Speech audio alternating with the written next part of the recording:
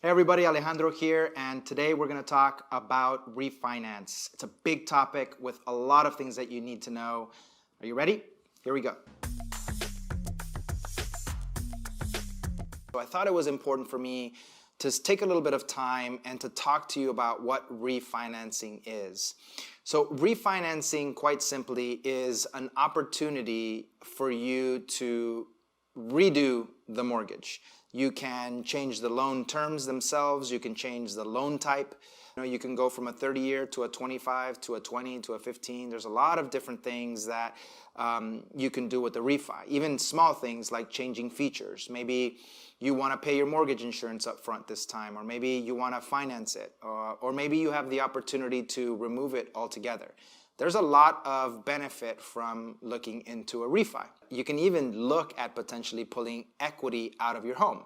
If you wanted to do a cash out refi as an example, you could look into finding out how much equity you own in that home and find out how much money you could potentially pull out of that home if you were going through a difficult time or wanted to pay off debt, or if you just needed money for a remodel or anything that you wanted to do.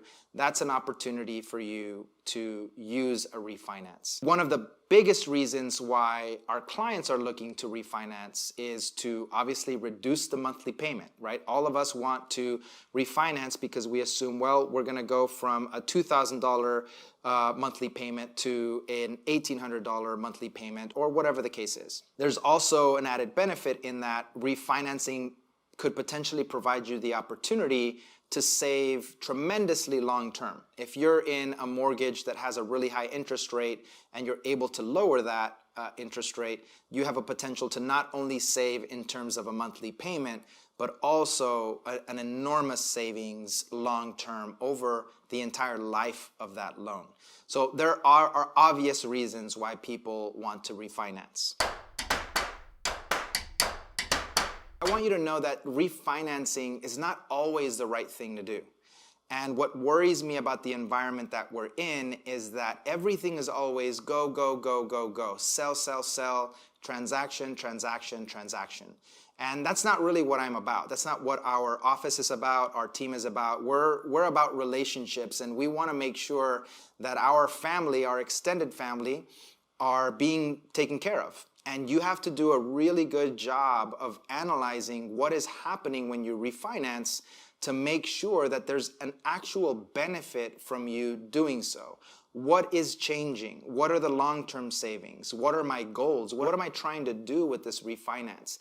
You need to answer all of those questions, because if there's no benefit, then that refi should not be happening. And I've had to have this conversation with many of you to tell you quite simply that it's not the right time for you. And we sit down and discuss why that happens to be the case. At the end, just like it is with our clients that are purchasing, I want you to understand what you're doing. I want you to be informed and educated about the decisions that you're making before we move forward. First things first, I want you to understand that there's no such thing as free. And that's one of the first concepts that I want to clear up. I get lots of clients that call me that'll say, hey, well, this person said they could do it for free and that it wasn't going to cost me any money. It doesn't happen that way. And that is part of what I want you to understand about refinancing. There is going to be a cost. And what you have to understand is that cost, it has to be paid. And who is paying for it and how is it being paid are the questions that you should have answered. Much of the analysis, the numbers, the comparisons that we're creating for you have to do with a projected value for your home. When you're purchasing a home, you have realtors that are a part of the transaction whose jobs are to give a realistic idea of the value of that home. So if a home is worth $300,000, there are comparable homes that tell us that have been sold recently that home should be around that same value. And then we send an appraiser out to evaluate that home and verify that the home really is worth that much money. With a refinance, it's a little bit different. We have a general idea of what that home is worth because we can do some research and come relatively close. But we don't know for sure. So many times what we try to do is see if we can reach out to your realtors to ask them for an idea of what the home is worth at the time that you're refinancing, so that we can have a target of what that appraisal value might be. All of the decisions that we're making are based off of that value, because that value is then compared to how much the mortgage that you currently have is.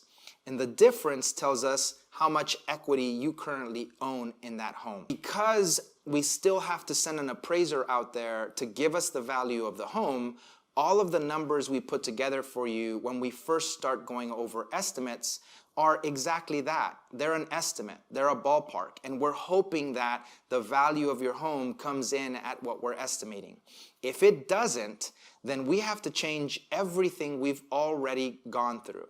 And that's why I want all of you to be a little bit more careful about the promises that you're being made about refinances, because they're being made based off of a projected value of your home. If that projected value is way off, you should pay especially close attention, because it can change the interest rate, it can change the mortgage insurance, it can change the monthly payment, and it can also obviously change the long-term return on investment and the quality of the refi and the benefit of the refi in the first place. So know that it all starts with that, and that is probably the most important part, is understanding that there's going to be a little bit of uncertainty with your refi until we get that appraisal back.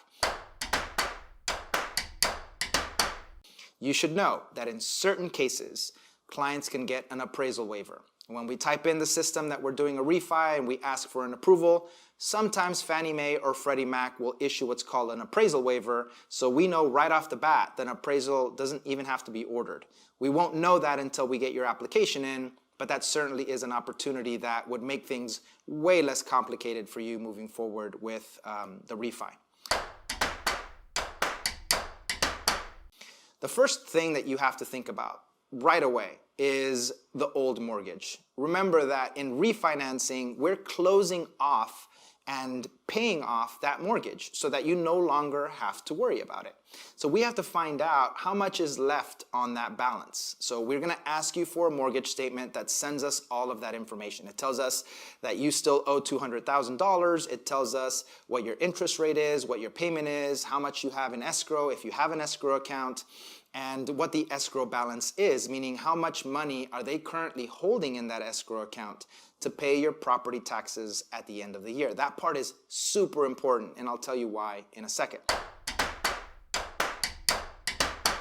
The next cost is related to the actual closing costs. What is this lender charging you for the service of this mortgage? And that could include things like an origination fee, that could include things like a rate buy down.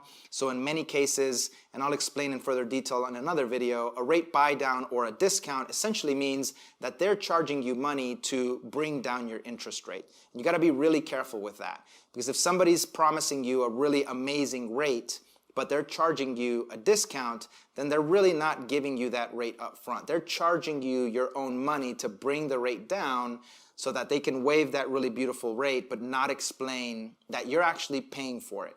You're not just getting that rate. So watch that video about discounts and rate buy downs, because it's probably one of the more important things that you'll learn about. The next thing is to look at things like title fees and fees from vendors and contractors that we have to send out to work on your loan. People like attorneys, appraisers, credit report companies, flood companies, and title companies all have to be paid again to do a refinance, much like when you originally purchased the home. So those are costs that you're most certainly going to pay in the refi. The third category would be your prepaids. These are things like prepaid interest, potentially collected homeowners insurance, and the biggest part of a refinance, the kicker card of refinances, I like to think of it, is your property taxes. How is it that people are able to tell you that all of this is free? Well, if you hold a really strong equity position with your home, sometimes this stuff is just completely glossed over. Because what lenders can do is push all of that money, all of that cost into the loan and never have to have a conversation with you about it. And you don't realize that you have refinanced, the terms are better, you're probably still going to save money long term, but the loan amount has been increased because not only did we push the costs from the lender, from the third-party companies, we've also pushed the costs from the new escrow account into that new loan amount and then close the refinance so that you pay no money out of pocket. But that doesn't mean the refinance is free. I don't think that there's anything necessarily wrong in and of itself by doing that, because we do refinances like that all the time. What I do think is wrong is not taking the opportunity to explain to you again that you have options.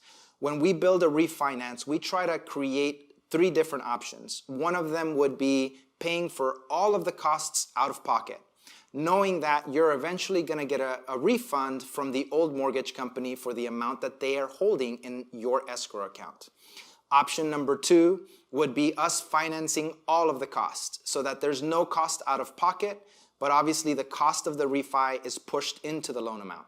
And then option number 3 often is somewhere in between. Maybe we pay for some of the cost, but finance the rest.